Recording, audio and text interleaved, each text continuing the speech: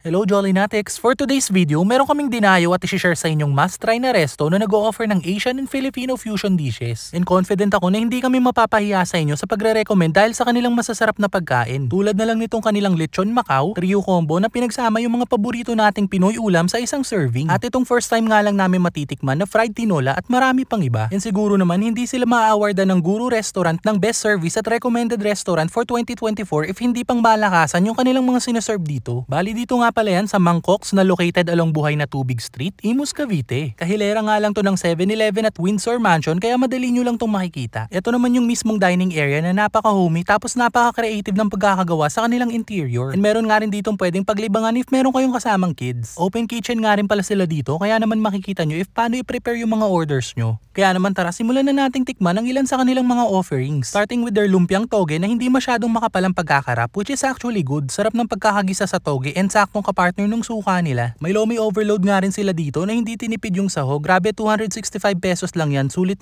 na pagdating sa presyo at lasa. Mas try nga rin yung kanilang pansit canton na 230 pesos lang. Generous ng serving pero di tinipid sa lasa at sahog na gulay. Hindi siya ganun kaalat and hindi rin siya ganun ka-oily. And personally talagang nagustuhan namin yung pansit canton nila. Sizzling tofu sisig naman masarap din yan although sana lang mas crispier pa yung pagkaka-deep fry sa tofu. Pero yung mismong sauce mixture nila panalo talaga. Saktong pang-ulam or pampulutan. May mga rice meals nga rin sila dito tulad nitong katsudon na yung usual na titikman natin sa mga Japanese restaurant. Masarap din at yung sauce din yung talagang nagdadala. Okay nga rin tong kanilang bibimbap and make sure lang nahahaluin yung maigi para evenly distributed yung sauce. Personally nagustuhan ko nga rin to. Masarap yung mismong sauce pati na rin yung meat pero I think mas masarap pa to if merong kimchi na kasama. And yung isa pa nga rin sa mga top pick ko dito is yung kanilang lechon Macau. Ang lambot ng mismong pork and yung mismong sauce niyan ay solid talaga. Kung paano man nila tinimplayan for me talagang panalo. And sa next balik ko nga dito, ito talaga yung o-orderin ko tapos papadagdagan ko yung mismong sauce. And if hindi ka naman makapag-decide kung anong ulam ang pipiliin mo, dito ka na sa kanilang trio combo na merong crispy pork binagoongan, beef caldereta, and crispy pork kare-kare all in one plate. And believe me, lahat yan masarap. Personal preference nyo lang talaga pero yung nag-standout talaga sa akin is yung kanilang beef caldereta. Yung luto niya para kang nakipiesta sa probinsya, cheesy and ang lambot ng mismong beef. And promise talaga mapapakanin ka dito. And speaking of kanin, ito na yung kanilang kakaibang fried tinola. Bali hiniwalay nila yung pinaglutuan at parang tinola extract. Infused na sa kanin yung luto ng tinola pero yung sauce talaga yung magbibigay ng overall tinola experience. Kakaiba pero masarap and must try din talaga to.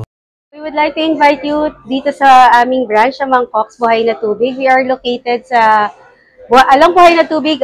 We're just beside 7-Eleven. And meron din kaming branch sa Medisyon 1A beside Dali naman. And we also offer catering services outside and in-house reservation. We also accept food trays. Yung food namin dito is mostly Asian fusion but yun yung sinaserve naming food and we also have Pinoy fusion. So we hope to see you soon here sa Mangkoks Resto Bar. Thank you! By the way, meron din sila ditong function room sa may second floor and if you want privacy for only 3,500, good for 3 hours na yan. And consumable na yan sa lahat ng food and drinks. Available nga rin sila dito for deliveries through Grab, Foodpanda, and Lalamove and also accepting all major credit cards for payment. There you go, Jollinatics. Sana nabigyan na naman namin kayo ng panibagong food trip idea and if naghahanap nga kayo ng something new pero sure na hindi kayo mabibitin sa experience, subukan nyo na nga rin dito sa Mangkoks. So paano until our next food trip? Kita-kits! Thank you for watching!